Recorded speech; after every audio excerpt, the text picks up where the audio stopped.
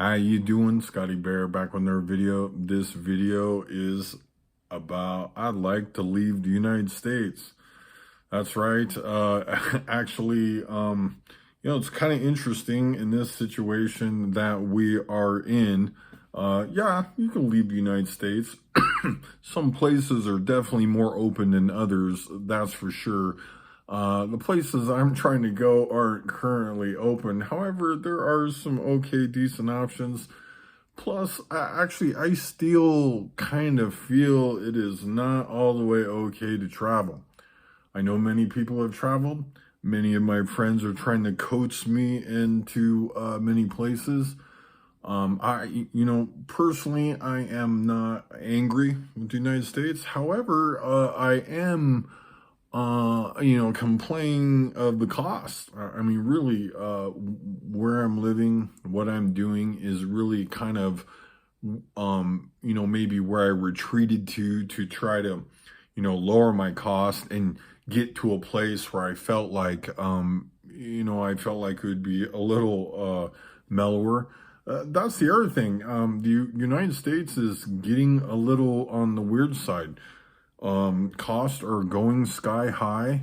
Food, I mean, literally, I don't think I've spent under 30, 40, $50, certainly under 30, for a couple bags of groceries. And we are not talking, I'm a high maintenance person at all. I live on turkey burgers and, shakes. And, really, this is rather low cost items. But yeah, I still contend the United States is ridiculous. I think that is the reason why there is a phenomenon where digital nomads and stuff like that. You may feel like this video does not, maybe you're not able to, live somewhere else. And I say hogwash. I'll give you some examples. China, for example, will pay you nearly $100 an hour and give you some, maybe not exactly direct facing beachfront condo, but certainly you would be hard pressed if you open your eyes that I was like, holy crap, I'm in Newport Beach or Huntington Beach, California. Vietnam. Very livable place. Actually, you can go on to the Agata. I hope I didn't blow the name. You turn on a video, I just blank on names. There's a Agata app. I was booking rooms for $1 to $3 a night. And actually, there was, many of these hostels and stuff that were ultra awesome. I went in there and they had like a little price list or whatever. And I'm sitting there going, is this really 50 cents a night? And, I just think the options are amazing. I stayed in a motel in Bangkok, Thailand. It was so fucking sick, where they had cats everywhere. And I think it was $4 a night. The Chinese people that were there were, very difficult to live with, to say the least. But it was really amazing, the experiences that I had. And I say most people are very unaware, just kind of high school educated, English speaking, able to write some basic English. There are many opportunities. People stopped me in the streets and wanted to talk to me all the time.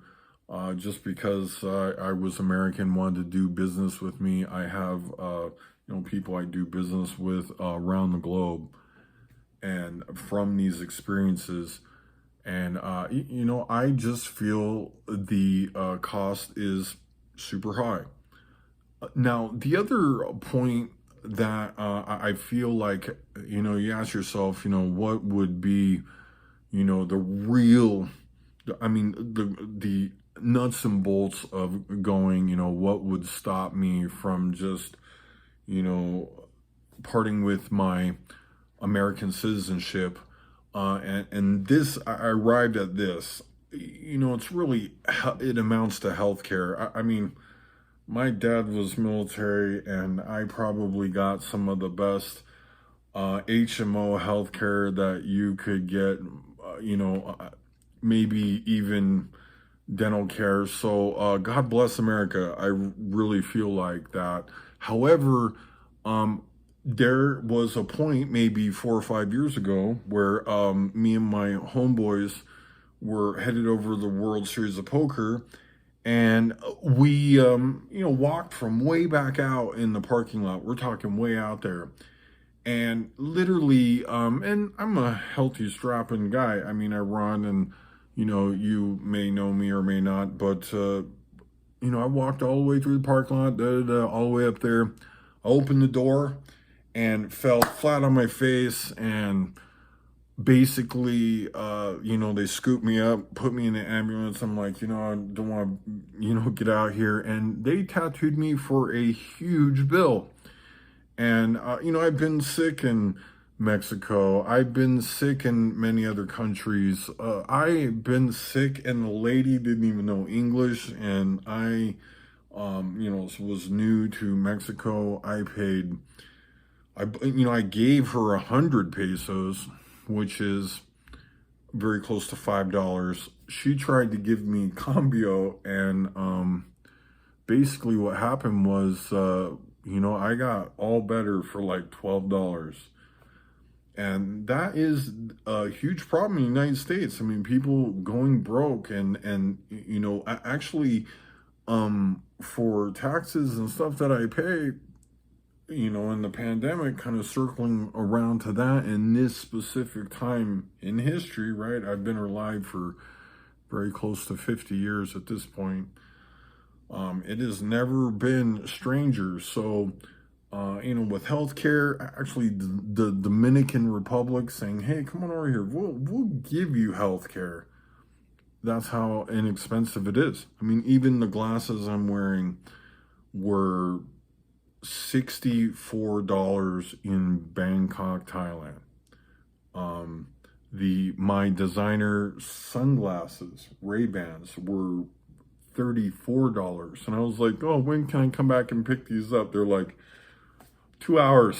I was like, holy shit. And they're like, "Do you want Japanese lenses, or do you want Korean high-end lenses?" I was blown away. Another very interesting story is I was in Vietnam, and the girl I was traveling with needed asthma medication. Literally goes, "Hey, stop here," and walks up to the pharmacy, gets something that would require a prescription from a doctor for 50 cents over the counter, and walks away, takes her medication, and bingo bango. That I was like, I couldn't believe it.